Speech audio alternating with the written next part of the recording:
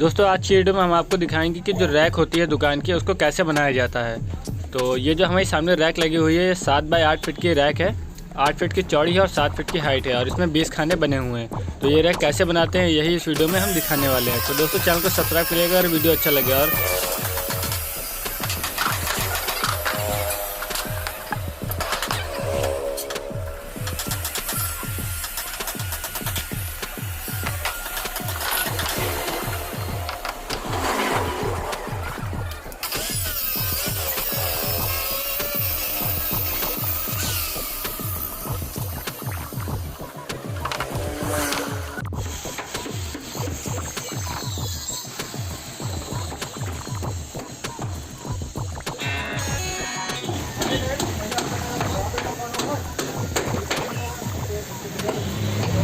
उधर से नापो, उधर से नापो इनके देते।